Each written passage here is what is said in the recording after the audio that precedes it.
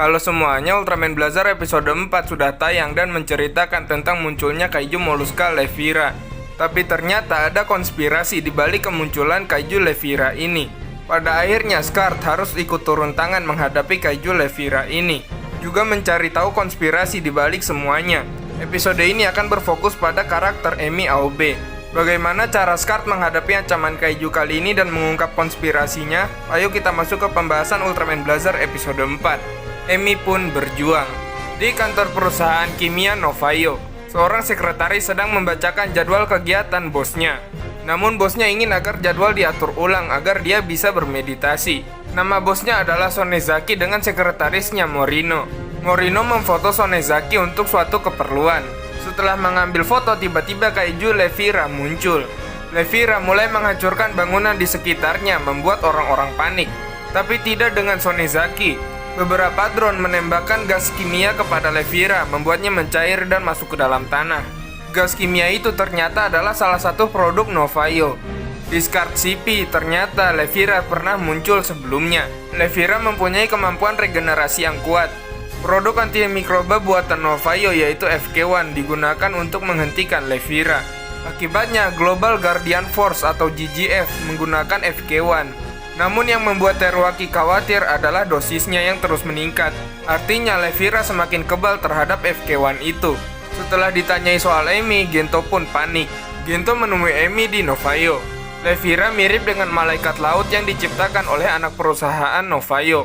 Hal ini membuat Emi curiga. Gento memberitahu kalau Sonezaki pernah bekerja sebagai petinggi Departemen Kimia GGF dan telah mengundurkan diri sejak 18 tahun lalu. Di sisi lain, Levira kembali muncul. Earth Garon diturunkan untuk menghadapinya. Earth Garon menembakkan misil berisi FK1, namun ternyata misil yang dibutuhkan lebih banyak dari perkiraan.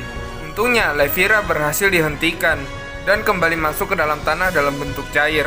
Di ruangan Sonezaki, Emi sedang memeriksa laptopnya, namun dia hampir kepergok. Setelah sedikit membahas bunga dahlia, Morino disuruh keluar. Sonezaki bermeditasi sambil mendengarkan lagu yang liriknya sedang memuja-mujanya. Di Scar CP, Teruaki mengungkapkan kalau lama-kelamaan FK1 tidak akan berguna lagi. Teruaki menambahkan kalau DNA malaikat laut dan sampel dari Levira memiliki kecocokan. Gento menemui Emi kembali, namun mereka malah bertengkar. Emi sendirilah yang akan mencari buktinya. Pertengkaran mereka disaksikan oleh orang-orang yang sedang melihat layar. Dan ada seseorang yang memperhatikan mereka. Malamnya, Emi menyelinap ke ruangan Sonezaki mencari bukti. Setelah melihat sebuah lukisan, Emi meletakkan foto mata Sonezaki di depannya. Ternyata mata lukisan itu adalah scanner retina. Seketika ruangan rahasia terbuka. Di sana, Emi menemukan berkas GGF yang sangat rahasia. Tiba-tiba Sonezaki dan dua anak buahnya datang memergokinya. Identitas Emi juga sudah terbongkar. Di sisi lain, Gento dan Bando ternyata mengetahui apa yang terjadi. Semua yang terjadi ternyata adalah rencana Emi. Gento pun mulai bergerak. Emi dibawa ke hadapan Levira. Ternyata cairan Levira selalu bergerak ke sana. Levira adalah hasil rekayasa genetika Sonezaki. Di sana banyak Levira di dalam cryo yang nantinya akan meneror dunia.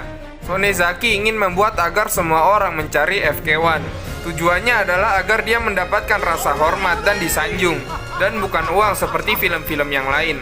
Saat Emi sedang terpojok, Gento datang. Sonezaki menyuruh anak buahnya menghadang Gento, sedangkan dia menodong Emi dengan pistol. Namun karena Emi sangat berpengalaman, dia dengan mudah menjatuhkan Sonezaki dan melucuti senjatanya. Dengan mudah, Emi dan Gento pun menjatuhkan anak buah Sonezaki. Sonezaki yang sempat asal tembak juga berhasil dilumpuhkan. Tiba-tiba Levira di depan mereka bereaksi. Blazar Breath tiba-tiba muncul di tangan Gento. Emi membawa Sonezaki pergi atas perintah Gento. Sedangkan Gento akhirnya berubah menjadi Ultraman. Mengetahui Blazar dan Levira akan bertarung, Bando meminta agar Earth Garon didatangkan. Blazar dan Levira mulai bertarung. Pertarungan antara Blazar dan Levira berlangsung sengit.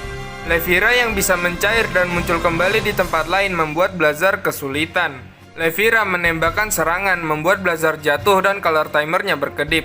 Emi yang sedang membawa Sonezaki melihat gudang nitrogen cair, dan dia pun mempunyai ide. Saat Blazar terpojok, Earth Garon pun datang. Melalui Bando, Emi menghubungi Earth Garon meminta agar rencananya dijalankan.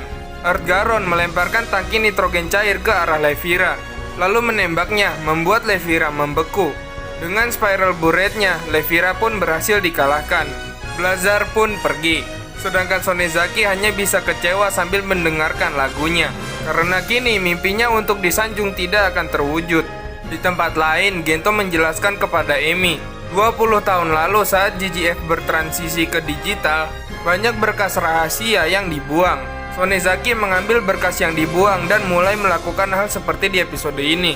Mungkin saja GGF akan mencari kambing hitam atas insiden ini. Emi memberikan bunga gerbera berwarna merah muda untuk Gento dan keluarganya. Emi menganggap Gento tidak mengetahui arti bunga itu dan akhirnya pergi melihat malaikat laut. Setelah Emi pergi, Gento ternyata tahu artinya, yaitu terima kasih. Episode keempat ini pun selesai. Oke, jadi itu tadi adalah alur cerita Ultraman Blazar episode 4. Sekarang admin akan coba bahas poin yang lain. Pasti banyak dari kalian yang suka dengan penampilan Emi di episode ini, termasuk admin juga. Di episode ini, Emi menyamar menjadi sekretaris Sonezaki dengan penampilannya yang memukau dan cantik, apalagi ditambah kacamata. Bukan cuma dari segi penampilan, tapi aksinya juga keren. Aksi Emi sebagai Intel rasanya lebih terlihat di episode ini dibanding episode sebelumnya. Mulai dari menyelinap malam-malam mencari informasi, bertengkar dengan Gento yang padahal itu hanyalah acting, serta ketika Gento dan Emi harus berhadapan dengan Sonezaki dan anak buahnya. Lalu ada Kaiju Levira, kaiju yang dibuat Sonezaki dengan menggabungkan DNA dari malaikat laut ciptaannya serta makhluk dari meteorit. Sonezaki sengaja membuat Levira membenci FK1 untuk menjalankan rencana busuknya.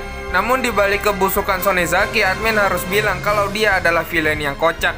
Biasanya konsep villain di episode seperti ini itu menginginkan kekuasaan atau uang. Namun Sonezaki ternyata ingin kehormatan dan sanjungan. Namun pada akhirnya jika rencana Sonezaki berhasil, dia akan mendapatkan itu semua. Yang membuat kocak adalah tingkahnya. Mulai dari bermeditasi sambil mendengarkan lagu yang menyanjungnya, joget-joget di depan Emi. Di adegan dekat gudang nitrogen cair itu Sonezaki sempat memegang tangan Emi sambil ketakutan. Di akhir episode, Gento mengatakan kalau GGF mungkin akan mencari kambing hitam karena Sonezaki adalah mantan petinggi di sana. Tentunya untuk menjaga nama baik GGF agar tidak tercemar. Apakah di negara kita hal ini juga terjadi? Kalau kalian tahu kasusnya silahkan share di kolom komentar. Oh iya, ada satu detail menarik lagi. Saat mencari foto Sonezaki sempat ada foto anjing Shiba Inu di tab Emi.